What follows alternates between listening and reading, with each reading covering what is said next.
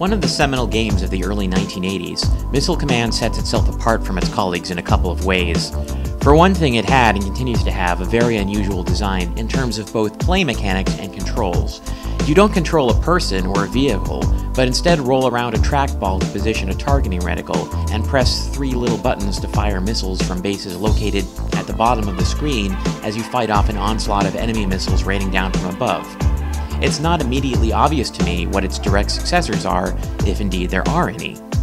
Also, I would argue that no video game of its time embraced the politics of its era like Missile Command. The game was published by Atari in 1980 and quickly became a ubiquitous feature in both video arcades and home systems. I had a copy for my Atari 800 computer, and I remember the box art, which, typical of Atari games, featured not actual in-game art, but a montage-style painting of images that evoked the game's theme. In the center of this one was a guy who looked like TV actor Gabe Kaplan. He sat cool and collected at some important-looking console, assumedly in Cheyenne Mountain or something. I also remember the instruction manual. It was really well written, containing a fair bit of background material, and I learned a lot from it. It must have been one of my first lessons in contemporary international politics. I learned what ICBMs were, and MIRVs, ABMs, and orbital launching platforms. The cute little satellites with the eyes, that's what those are supposed to be.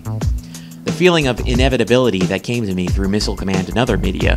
I have fond memories of bleak political parodies in Mad Magazine, for example, led me to be a Reagan supporter at a very young age. I mean, like 7 or 8. I was a Reagan supporter anyway, of course, because my parents were, and that was that, but it had also filtered down to me that this guy was really tuned in to the reality of nuclear war. He was a man with a plan. If I had any chance for a future, it was surely through this guy.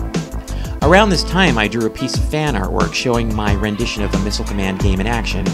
Something I added was a blimp-like aircraft sailing across the center of the playfield.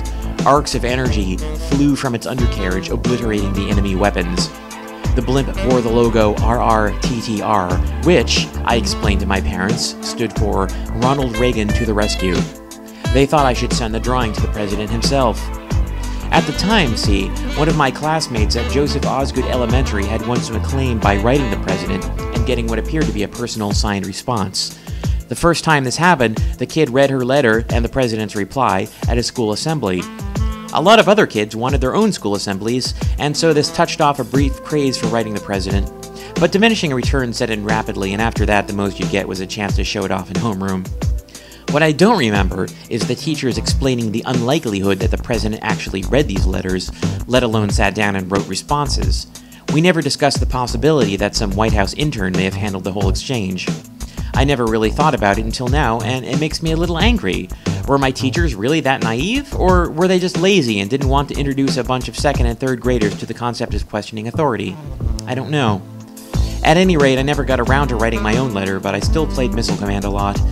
And my friends and I continued to have cafeteria discussions speculating on when the world would blow up and what we'd do when it happened. A strange time affecting something like an inversion of the typical youthful feeling of immortality, replacing it with a shrugging sort of playground nihilism.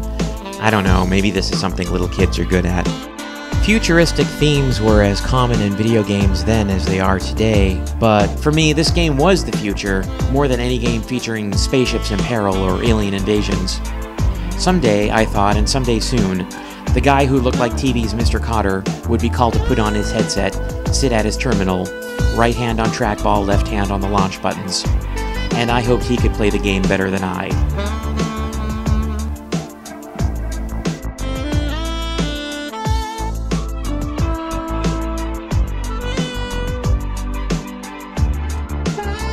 This has been another installment of Jmac's Arcade.